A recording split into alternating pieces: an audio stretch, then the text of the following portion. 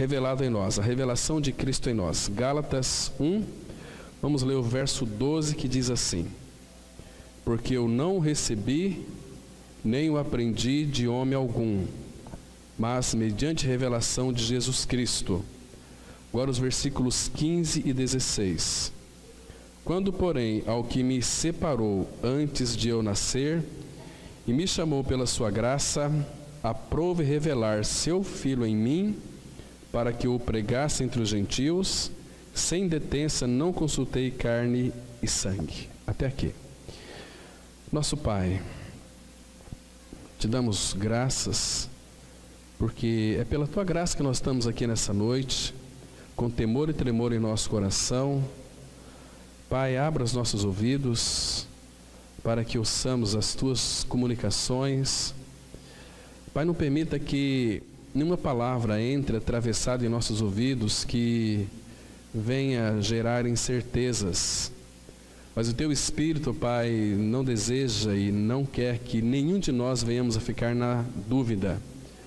Por isso, Pai, tudo aquilo que concerne a Cristo, pelo ministério do teu Espírito em cada um de nós, tu revelas algo mais da pessoa de Cristo, para que nós possamos desfrutá-lo, viver uma vida, Pai, totalmente derramada aos pés do Senhor, aprendendo a Ele mesmo. Pai, Ele é aquele que nos ensina, Ele é o ensino, Ele é a nossa vida, e louvamos e agradecemos ao Senhor porque Tu o revelaste aos nossos corações. Estamos muito alegres por isso e cremos que é Teu desejo, Pai, revelá-lo um pouco mais, para que o conheçamos de uma forma adequada, de uma forma que possamos também expressá-lo em nosso viver diário. No nome dele nós oramos. Amém. Queridos, hoje foi muito interessante, antes de nós orarmos, né? Nosso irmão trouxe ali um violão, nós estávamos cantando justamente essa canção aqui: vem revelar Cristo em mim, revelar Cristo em mim. Essa é uma obra que o Espírito faz, de revelar Ele inteiramente em nós. Mas para isso, irmãos, temos que ter este desejo de que Ele então seja revelado. Nós já cremos pela revelação do próprio Espírito, na libertação plena do nosso pecado, na cruz, no corpo dele. Quando Ele morreu, claro que todos nós somos incluídos naquele sacrifício. Agora isso precisa ser um fato real em nós. Revelação ou visão é algo que Deus, Ele nos revela. Então, quando Deus revela para nós, nós conseguimos ver. Deus revela, então nós vemos. E para Deus, meus queridos, é uma revelação concedida. Agora, para nós, é uma visão recebida dEle. Quando estamos lendo a palavra, então o Espírito Santo, Ele abre, como que Ele abrisse os céus para nós e torna essa verdade da palavra luz para o nosso coração. Aí nós saiamos do ambiente de trevas, então nos mergulhamos nessa luz do Senhor. Porque quando nós tocamos Cristo em realidade espiritual, Ele é aquele que ilumina o homem todo.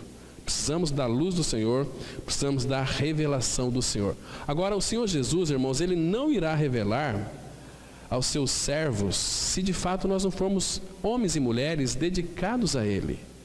Às vezes a nossa dedicação está muitas vezes na igreja. Nós não colocamos Ele ou temos Ele como primazia, então nós vamos servir outras coisas, até a igreja. Mas primeiro tem que ser a Ele, tem que ser a Cristo. Buscamos a Cristo, buscamos a revelação dEle, buscamos a suficiência dEle, e aí então Ele vai designar aquilo que cada um de nós possa realizar. Né? Não precisa de ninguém mandar para você realizar algumas coisas, muito pelo contrário, né? A igreja recebe as revelações do Senhor e ela funciona dentro do seu organismo vivo, essas células, né, que são homens e mulheres regenerados, como Pedro fala, que são pedras vivas que sois, somos edificados, né?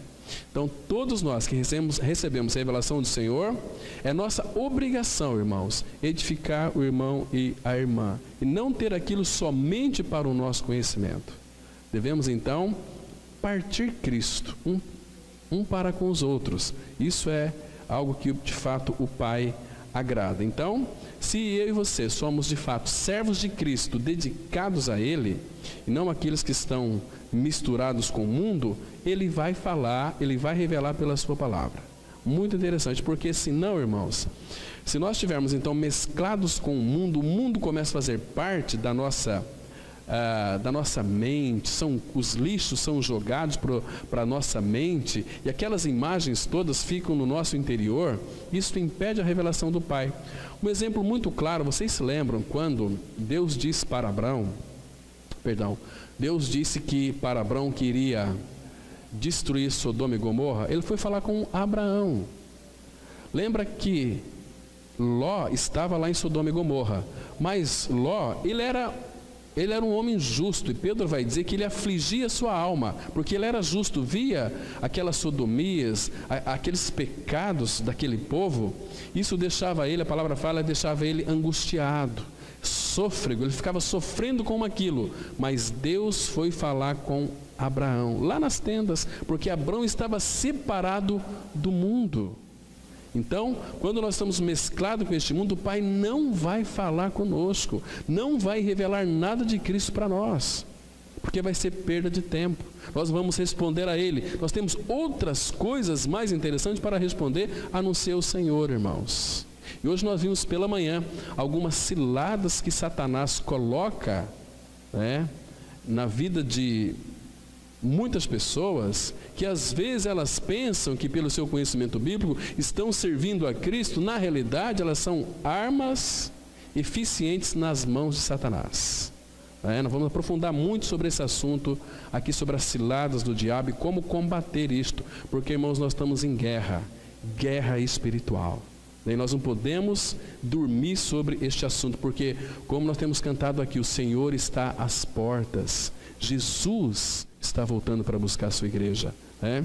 Então, irmãos, é dedicação. Primeiro lugar aqui é priorizar o Senhor, irmãos, porque quando nós temos Ele como prioridade, buscar primeiro o reino e a sua justiça, quando temos Ele a prioridade na nossa vida, Ele tem a primazia na nossa vida, quando nós lermos as Escrituras Sagradas, Ele vai se revelar pela sua palavra, porque, irmãos, Ele não vai revelar a mim e a você se nós de fato somos negligentes.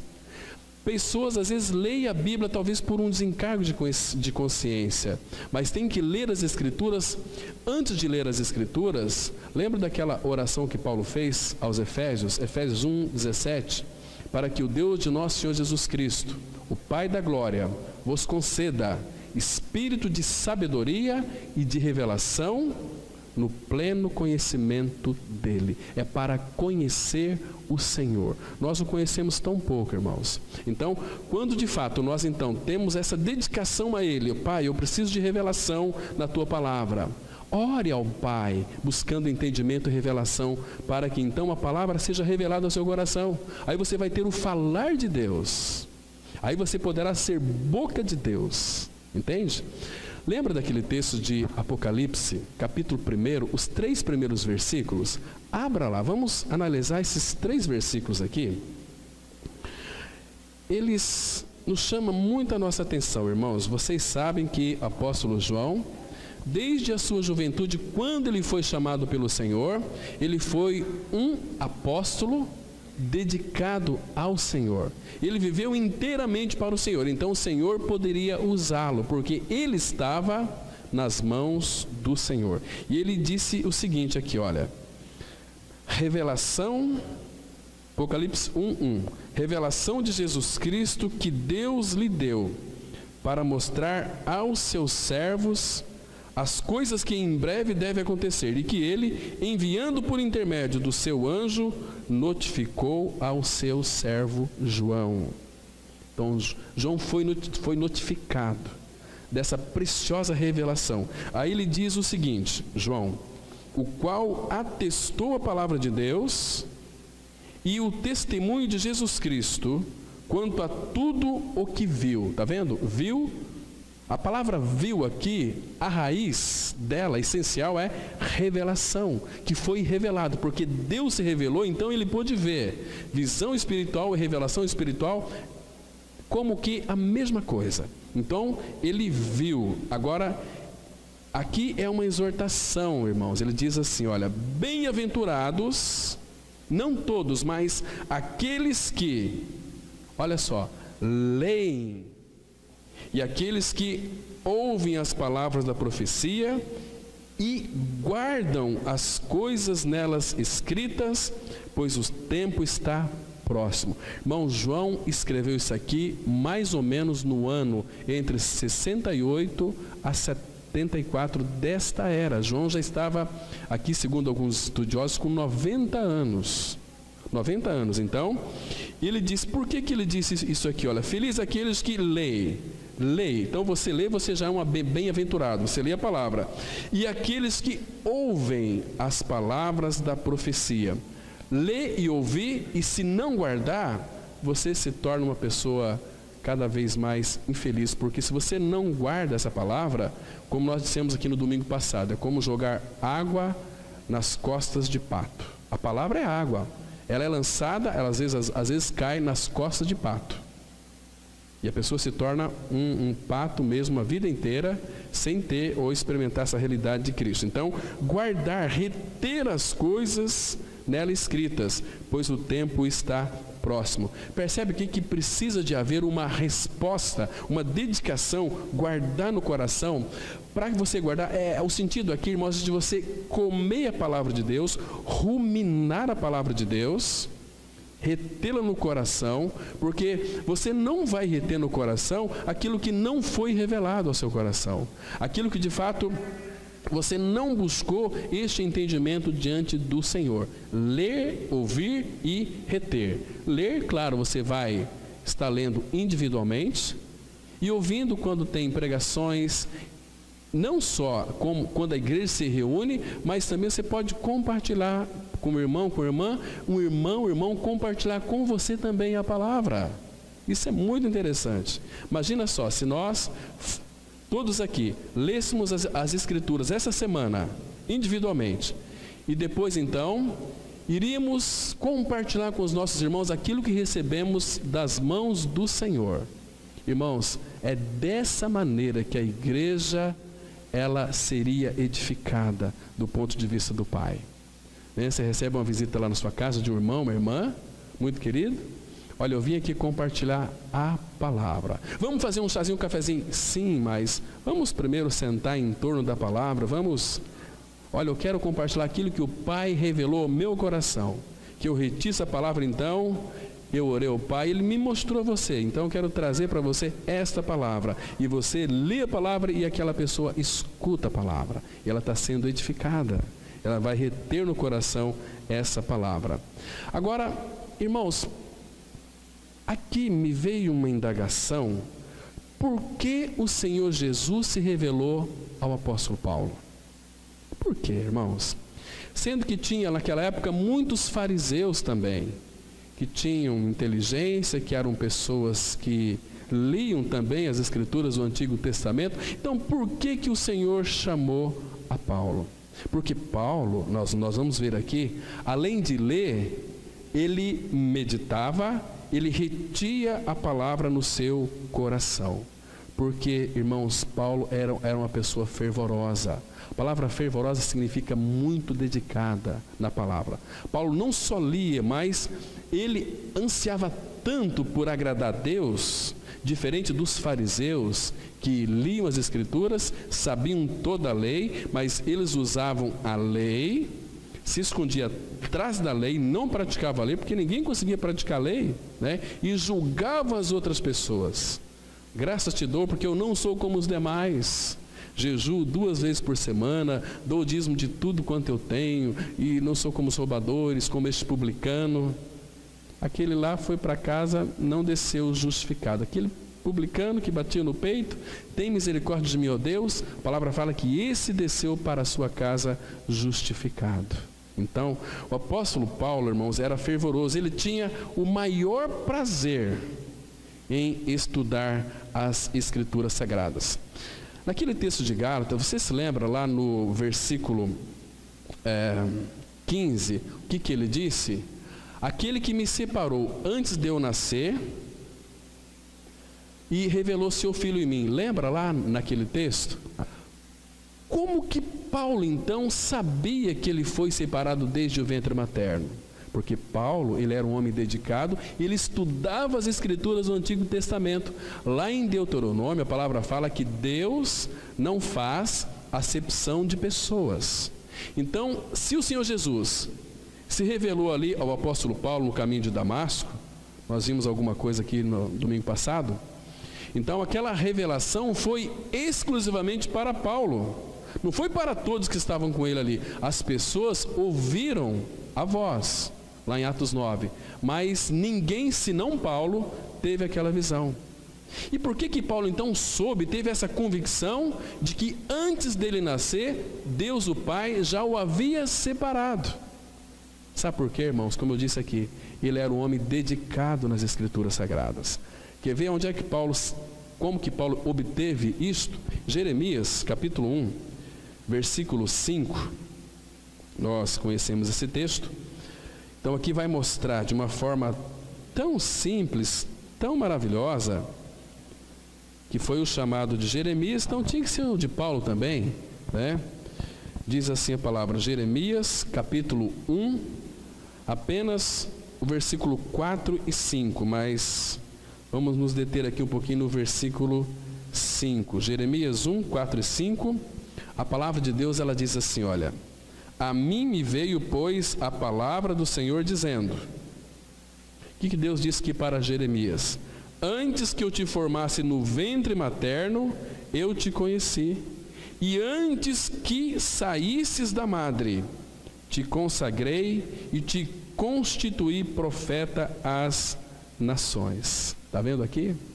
Quando Paulo, que era um homem muito dedicado, que conhecia todas as Escrituras do Antigo Testamento, quando ele teve aquela visão clara, agora abra lá em Gálatas 1, o nosso texto base que estamos aqui considerando com os irmãos. Então, quando Paulo teve aquela visão da revelação de Cristo ali para ele, então ele pôde aqui, sem nenhuma dúvida, simplesmente relatar aquilo que já estava escrito. Porque, irmãos, na palavra de Deus não existe novidade, o que existe é maturidade. Nós vamos passando pelas mesmas verdades, mas no sentido ascensional. Porque a nossa vocação é celestial, lemos hoje, e hoje Deus fala conosco aqui, mas amanhã Ele vai nos amadurecer mais com essa mesma palavra. Então ele diz assim no versículo 15: quando, porém, ao que me separou antes de eu nascer, e me chamou pela sua graça, aprove revelar seu Filho em mim, para que eu o pregasse. Também foi o chamamento de Jeremias, para ser profeta das nações, né, para que eu o pregasse entre os gentios, sem detença, não consultei carne e sangue. Entende aqui, irmãos, que a revelação do Pai a nós, ela está relacionada com o nosso fervor em desejar e querer o Senhor. Porque, irmãos, imagina só se todos nós almejássemos essa revelação do Senhor. Eu quero te conhecer, Pai, se revela a mim. E lendo as Escrituras Sagradas, e muitas vezes de joelho, aquela ânsia por Cristo, aquele anelo por Ele, como diz o salmista: a minha alma tem sede, sede de Deus. Não era uma sede qualquer, sede dele, porque ele, tão somente ele, satisfaz a minha sede.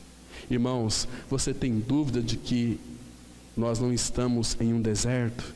Este mundo é deserto, é um Egito, é aflição, mas graças ao Senhor, Ele pode preparar para nós uma mesa nesse deserto e nos saciar com pão, com água. Ele é o pão, Ele é a água, Ele é tudo para nós, Ele é tudo para a igreja. Nós temos que nos alimentar de Cristo. Aquele que por mim se alimenta, por mim viverá. Que bom, irmãos, viver por meio dele. E como é maravilhoso saber que acima de nós existe um cabeça que rege e governa todas as coisas. Então, por isso que a igreja deve viver descansada, respondendo a Ele. Porque, queridos, aquele que nos chamou pela sua graça, Ele cuida de nós. Ele se entregou pela igreja, amou a igreja e dela cuida. Efésios capítulo 5. Então isso é maravilhoso. Agora, irmãos, tudo que eu e você, nós precisamos saber do Senhor, sempre chegará a nós pelo conhecimento, não pelo conhecimento bíblico. Deixa eu formalizar a frase aqui de novo. Tudo que eu e você precisamos conhecer do Senhor vai chegar a nós não pelo conhecimento bíblico, mas pela revelação bíblica.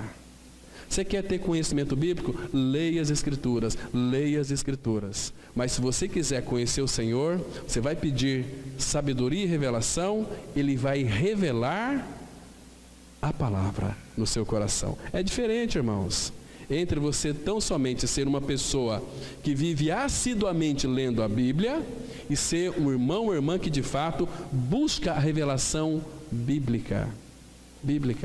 Outro irmão que era bastante dedicadíssimo, né? Abra ali em Daniel capítulo 9. Daniel capítulo 9. Aqui, irmão, esse querido Daniel, ele teve uma revelação do Senhor naquilo que concerne ao tempo em que Israel iria ficar cativo lá na Babilônia. Agora veja aqui, irmãos, se Daniel não era uma pessoa também bastante acurada, dedicada, fervorosa com relação à palavra de Deus. Ele diz assim no versículo Daniel 9, versículo 1 e 2, que diz assim: no primeiro ano de Dário, filho de Assuero, da linhagem dos Medos, o qual foi constituído rei sobre o reino dos caldeus, no primeiro ano do seu reinado, eu, Daniel, entendi pelos livros que o número de anos de que falara o Senhor ao profeta Jeremias, que haviam de durar as assolações de Jerusalém, eram de 70 anos. Então, Daniel teve a revelação do Senhor aqui. O Senhor se revelou a ele que aquele período de cativeiro seria de 70 anos. Mas por que Daniel soube disso? Por que Deus falou isso para ele? Porque ele leu. Deus então trouxe uma visão para ele. Olha aqui, Daniel, se apareceu. Não, ele leu as Escrituras e teve convicção de que o período de assolações daquele povo seria de 70 anos. Agora abra lá em Jeremias 25, versículo 11. Jeremias 25, versículo 11. Vamos ver onde é que Daniel leu, irmãos, esse texto aqui. Aqui, capítulo 25, versículo 11, foi onde Daniel, também, que é nosso irmão, né, mas não está mais entre nós faz muito tempo, ele tirou daqui. Olha só. Vou ler o 10 também, para nós pegarmos aqui, onde Israel serviu lá na Babilônia, seria um período de 70 anos. Jeremias 25, 10 e 11.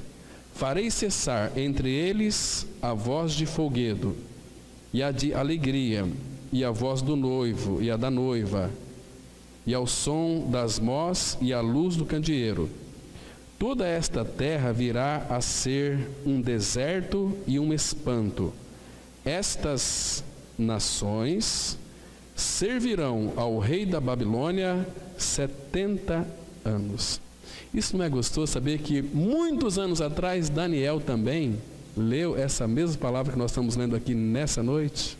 Que delícia, irmãos. Então nós podemos ter revelação do Senhor se nós buscarmos diante do Senhor.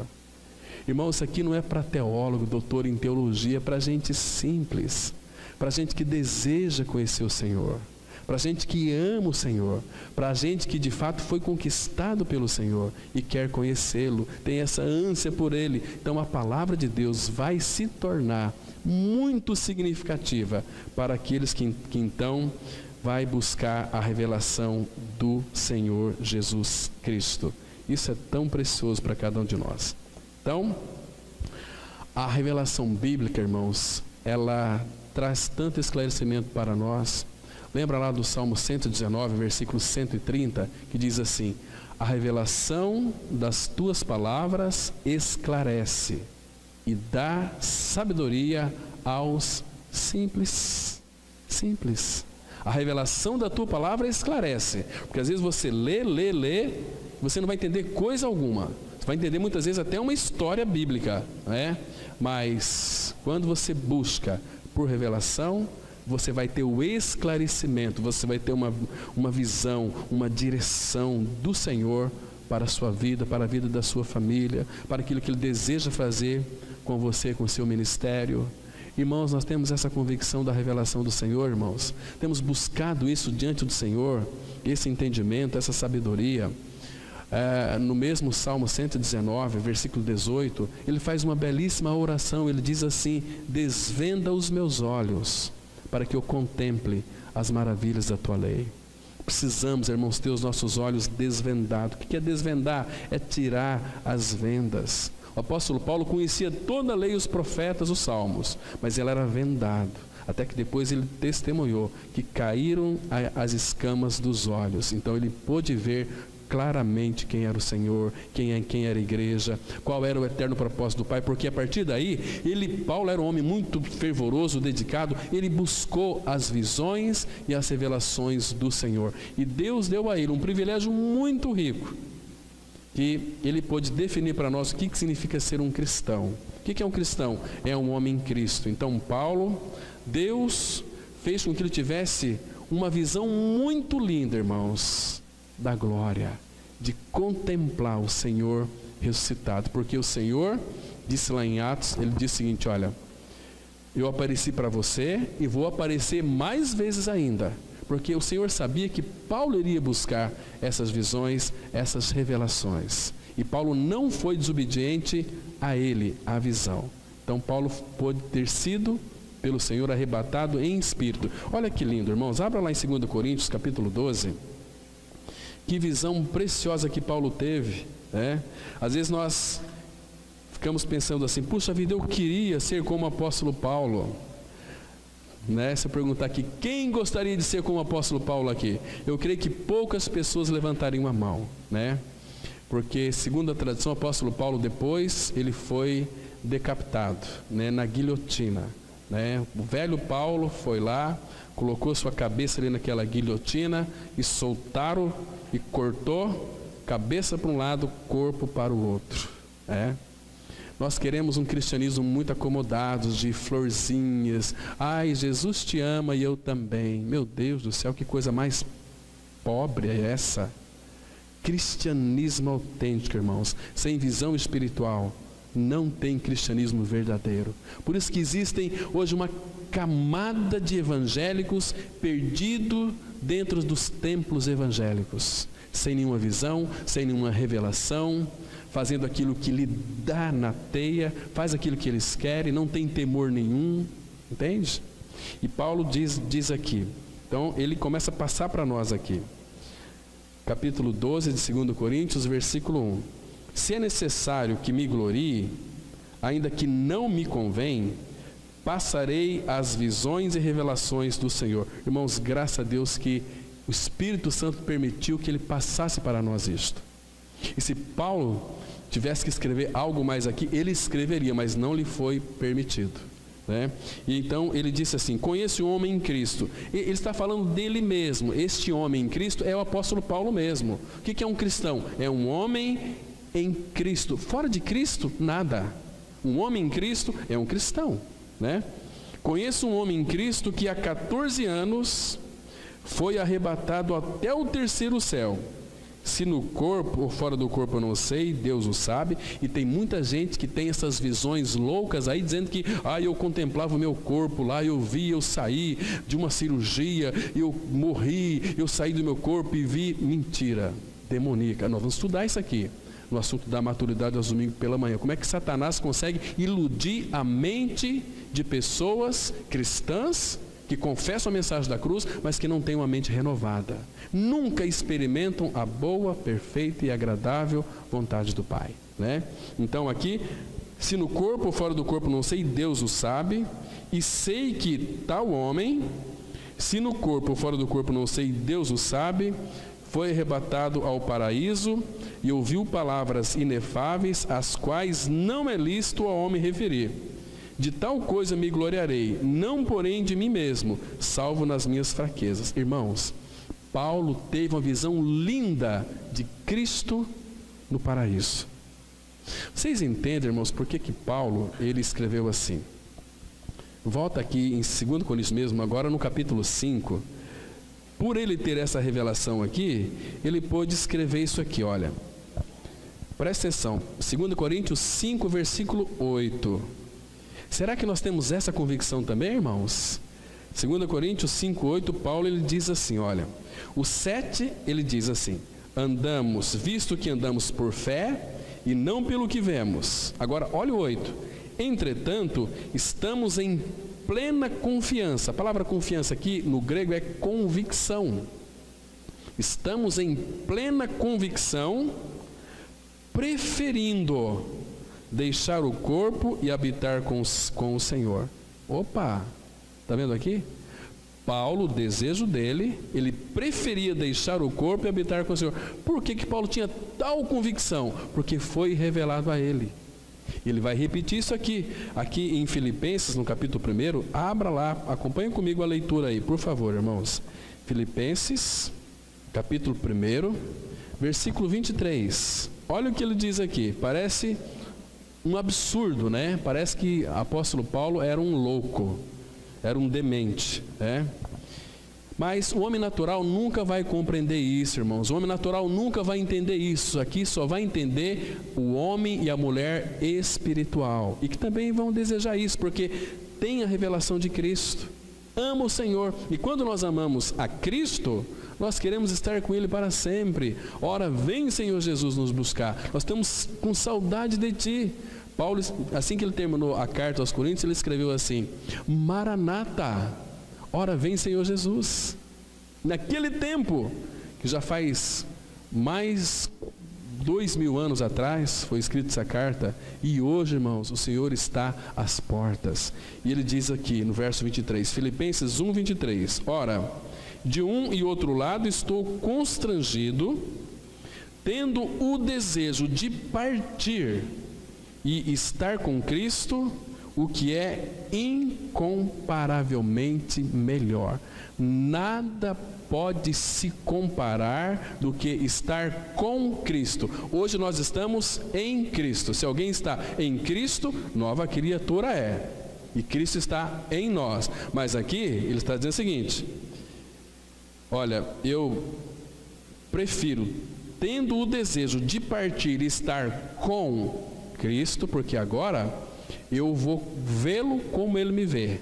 Eu vou poder tocar aquele que é a minha realidade hoje espiritual. Poder contemplá-lo, ver aquelas mãos perfuradas, ver aquelas marcas ali na sua testa, que foi tudo por amor a mim. O meu Criador que morreu por mim, para que eu fosse regenerado, e a vida dele em mim, pelo trabalho do Espírito, foi crescendo, foi amadurecendo, me tornando cada vez mais santo, até eu chegar à maturidade espiritual. Que maravilha isso! Então Paulo, ele tinha esse desejo de partir e estar com Cristo, o que é incomparavelmente melhor. Nada se compara, irmãos, porque ali Apocalipse vai dizer que não vai haver mais dor, não porque não vai haver mais dor, mas porque vai haver Cristo. Nós podemos vê-lo como Ele nos vê, plenamente e totalmente. Então, irmãos, essa deve ser a nossa oração, pedir ao Pai que nos conceda espírito de sabedoria e de revelação para conhecê-lo de uma forma plena. Por isso, irmãos, que nós devemos buscar o Senhor de todo o nosso coração. Buscar-me-eis e me achareis, quando me buscar de todo o vosso coração. Porque o Filho de Deus, Senhor Jesus, Ele não irá se revelar àquele cristão que é desmazelado e negligente. Ele não vai se revelar. E a revelação é dele, né? Ele fala, por exemplo, abra aqui em Mateus 11, versículo 27. Mateus, capítulo 11, versículo 27. Ele diz assim, olha, tudo me foi entregue por meu Pai. Ninguém conhece o Filho, senão o Pai. E ninguém conhece o Pai, senão o Filho e aquele a quem o Filho o quiser revelar. Então, essa expressão aqui, ela é bastante forte. E aquele a quem o Filho quiser revelar. Então, o Filho quer revelar. Mas, irmãos, Deus é justo. Deus é santo. Deus é sério. Ele não vai se revelar a alguém que não o deseja, que não o busque, que não o ame, que não está disposto a perder a cabeça por ele. Não vai se revelar. Né? Então, esse é o nosso chamado. Mas para isso, irmãos, nós precisamos ter aquela convicção muito clara, muito real e experiencial. Não apenas conhecer biblicamente, mas ter a revelação bíblica daquilo que nós muitas vezes professamos. Professar uma verdade sem ter a realidade não significa muita coisa. Nós temos que olhar a nossa vida se ela, de fato, está condizendo com aquilo que nós falamos. Por exemplo, a palavra fala assim, 2 Coríntios 5,14. O amor de Cristo nos constrange, julgando nós isto: um morreu por todos, Jesus morreu por todos, logo todos morreram. Então nós temos que avaliar se esta verdade é de fato revelada em nosso interior. Ou seja, se eu estou morto com Cristo, a Bíblia diz que eu estou, mas isto é real na minha vida? Aí o 15 vai dizer o seguinte: e ele morreu por todos, para que os que vivem não vivam mais para si mesmos, mas para aqueles que por eles morreu e ressuscitou. Irmãos, uma vez que nós morremos com Cristo, não é para nós viver para nós mesmos, vivemos para Ele. E para quem nós estamos vivendo hoje, irmãos? Talvez nós podemos até ter na mente assim: não, eu vivo para Cristo, eu conheço a palavra, olha aqui, eu sou uma pessoa. Às vezes não é nada disso. Às vezes é só casca, é só aparência. Às vezes não tem nada dessa realidade. Às vezes tem uma vida muito confusa, uma vida totalmente divorciada dessa centralidade de Cristo, porque, irmãos, a igreja só irá funcionar se de fato nós, como igreja do Senhor, tivermos essa realidade experiencial, experimental e compartilhar Cristo uns com os outros. Senão, o que nós estamos fazendo aqui, irmãos? Pura perda de tempo. Viemos aqui para escutar o Cláudio ministrar a palavra, ler alguns versículos bíblicos, e a palavra parece como que o diabo já cauterizou a nossa mente. Nós vamos deixar entrar na mente aquilo que é adequado a nós. Então, isso aqui não serve para mim, não, acho que o pregador interpretou errado, isso aqui é assim, nós vamos ter um monte de argumentos que vai nos levar a nada. Então, amados, realidade espiritual. Agora, sem essa real experiência aqui de libertação, não vai haver cristianismo autêntico, vai haver cristianismo totalmente envoltos em faixas, totalmente mesclado com sujeiras deste mundo. Estamos apresentando diante do Senhor com toda essa sujeira, não tendo consciência que os nossos pecados foram não apenas perdoados, mas lavados e purificados. E aí o que vai acontecer?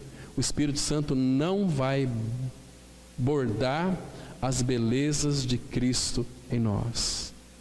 Porque naquele Salmo 45, ele é tão lindo, irmãos. Abra lá no Salmo 45, um salmo tão precioso, que aqui nós vamos verificar que o Senhor Jesus é o nosso rei, a igreja é a rainha. Olha só os versículos 13 e 14, Salmo 45, 13 e 14. Você tem a visão de que você, como igreja do Senhor, nós como igreja do Senhor, somos a rainha do rei? E ele diz assim, olha que lindo aqui, irmãos, 45, 13 e 14. Toda formosura é a filha do rei, no interior do palácio, a sua vestidura é recamada de ouro. Essa palavra aqui, vestidura recamada de ouro, fala da justiça de Cristo. Ouro fala da natureza divina. Então, a nossa vestidura não é outra a não ser Cristo. O que essa rainha, o que essa igreja veste é Cristo. Agora veja aqui o que o Espírito Santo vai fazer em nós.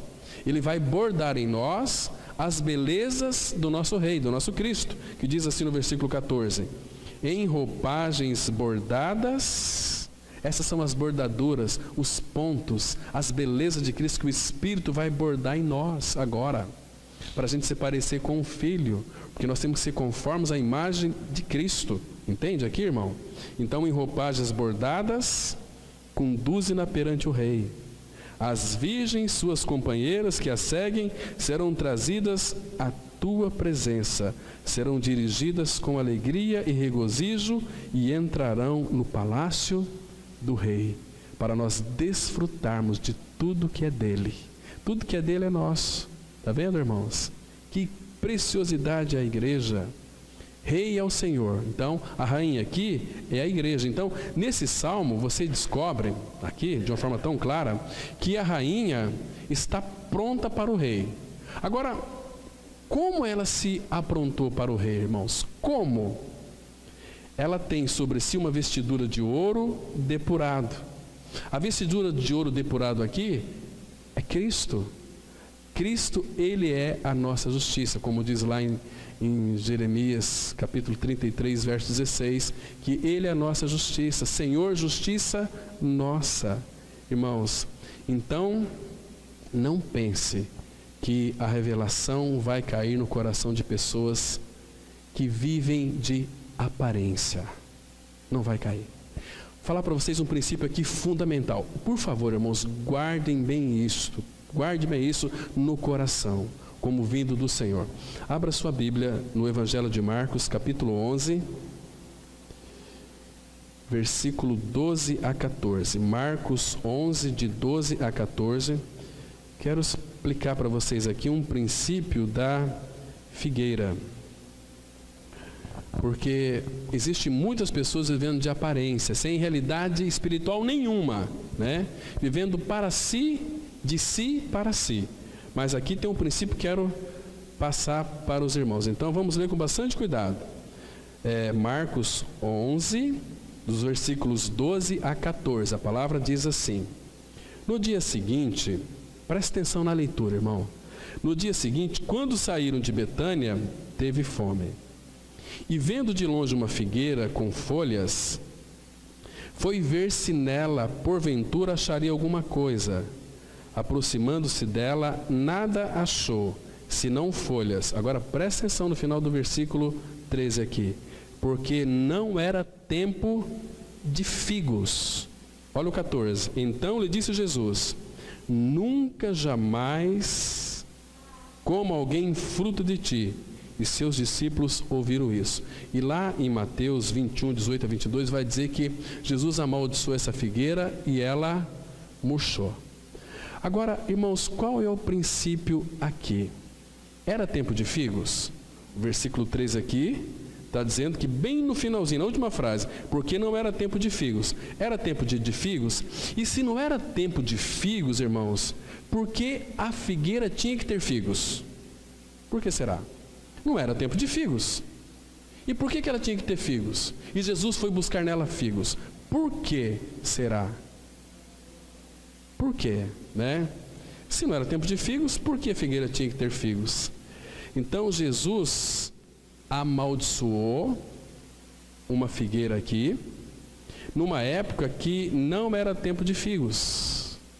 Interessante. Primeiro, como que ela produz figos? Primeiro, na figueira, você pode pesquisar depois, primeiro o que nasce nela é o broto.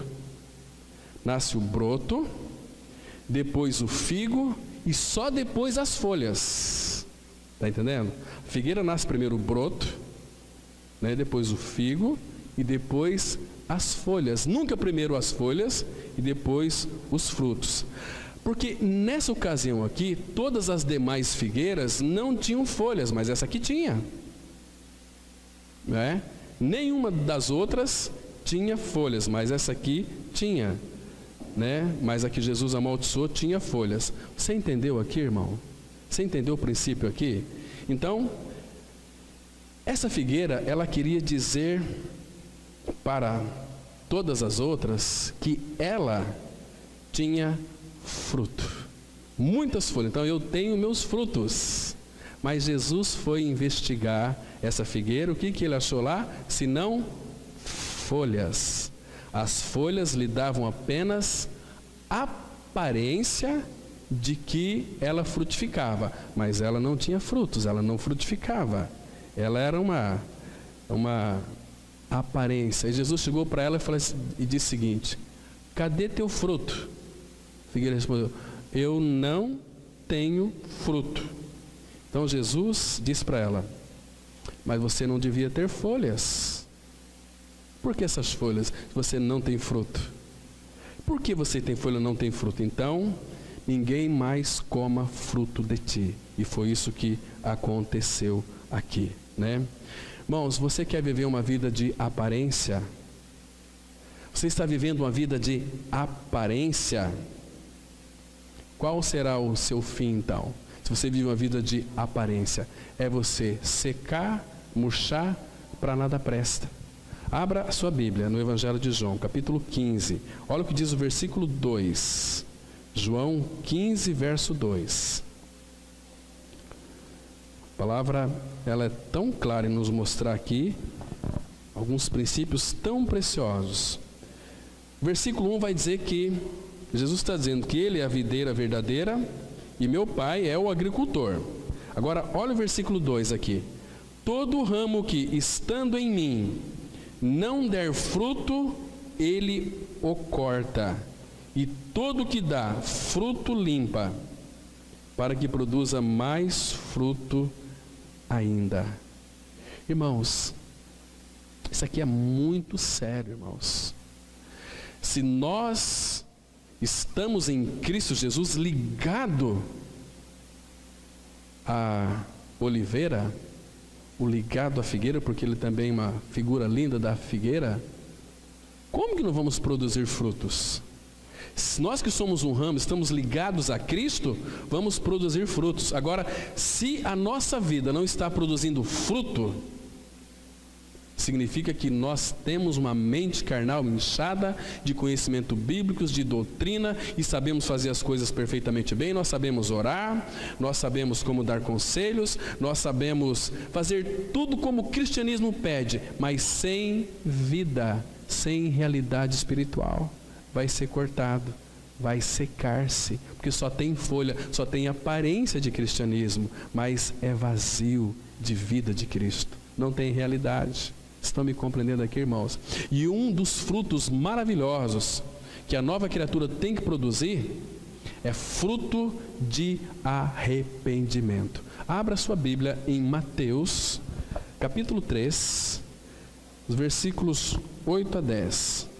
Mateus 3, de 8 a 10. Esse texto aqui nos chama muito a nossa atenção também. Então, a palavra, ela diz assim: João Batista estava lá pregando no deserto,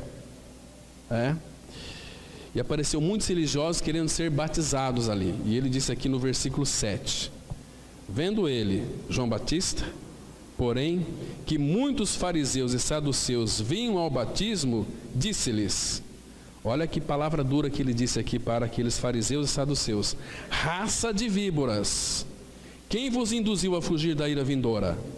Quem vos induziu? Suas raças de víboras. Ele diz assim, olha a pregação de João Batista, ele continua dizendo: produzi, pois, frutos dignos de arrependimento. Vocês vão ser batizados, mas vocês têm que produzir frutos dignos de arrependimento, de que a mente de vocês, então, metanoia, foi mudada. Esse é o fruto. E aí ele continua: e não comeceis a dizer entre vós mesmos, temos por pai Abraão, porque eu vos afirmo que destas pedras Deus pode suscitar filhos a Abraão.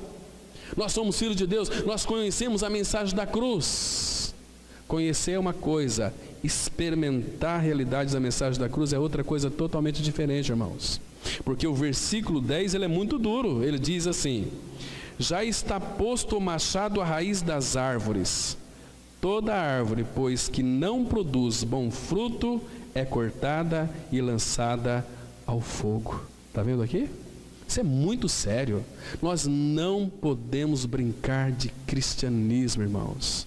Ou nós somos de Cristo, devemos viver uma vida devotada aos pés dele, buscando as revelações e visões do Senhor, não de outra coisa mais. Porque Satanás está furioso, irmãos. Ele está atacando as igrejas, tirando o maior número de pessoas que ele pode. Paulo vai dizer que Demas me abandonou amando o presente século. Você lê aquela parábola do semeador, Mateus 13, você vai ver o que sufoca a palavra e muitas coisas, é os cuidados desta vida, o cuidado deste mundo. Irmãos, nós fomos desarraigados deste mundo pela cruz e plantados em Cristo Jesus, nele radicados, desarraigados deste mundo pela cruz, morremos com Cristo e fomos plantados em Jesus Cristo. Colossenses 2:6, nele radicados, alicerçados e radicados. A nossa raiz tem que estar em Cristo Jesus, irmãos. Tá vendo aqui? Agora, se você de fato é uma nova criatura, tem buscado as visões e revelações do Senhor, você vai produzir fruto até quando você estiver velhinho, né? Porque, segundo o salmista fala, que no reino de Deus não existe inválidos. Então não tem idade. Deus usa quem Ele quer. Lembra de Abraão e Sara? Imagina uma senhora mais de 90 anos poder dar à luz. Abraão, 100 anos de idade, ser pai. Isso é uma loucura. Mas nosso Pai é o Deus dos loucos. E nós temos que ter essa loucura por Cristo. Por Cristo. Abra aí a sua Bíblia no Salmo 92.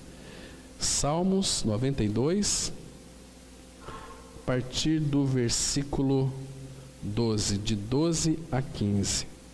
Salmo 92, de 12 a 15. É aqueles que têm o justo habitando em seu interior, que tem a capacidade de tornar você também um homem ou mulher justo. A palavra ela diz assim, olha, Salmos 92, versículo 12.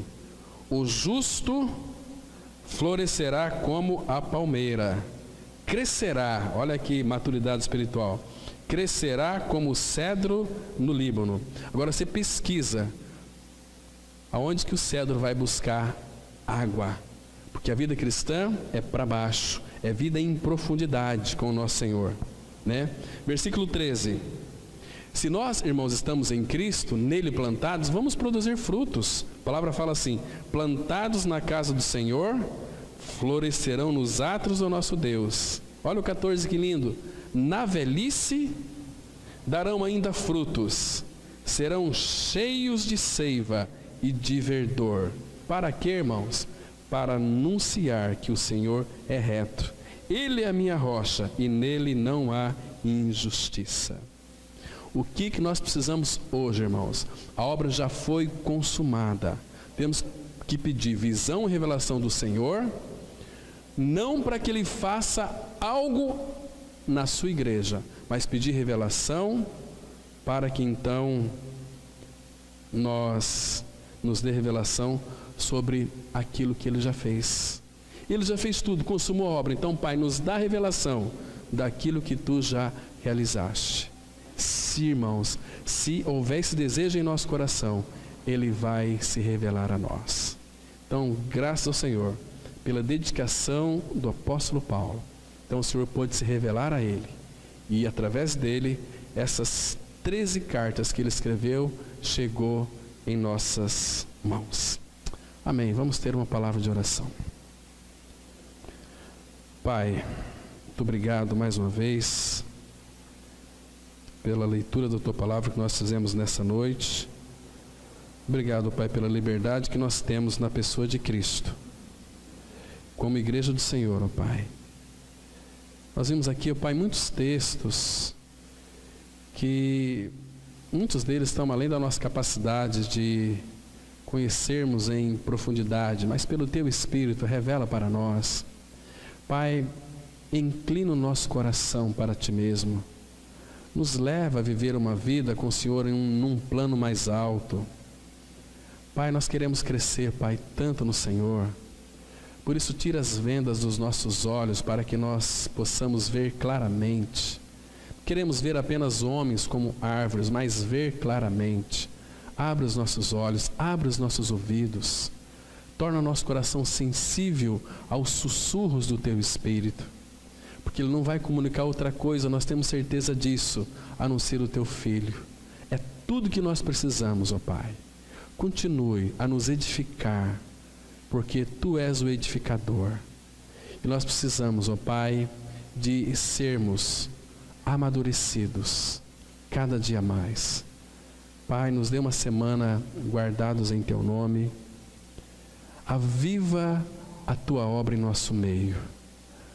Guarda-nos, ó Pai, das setas inflamadas do maligno. Pai Santo, seja Tu a nossa vanguarda e também a nossa retaguarda. Obrigado também pela noite. Em nome de Teu Filho Jesus nós oramos.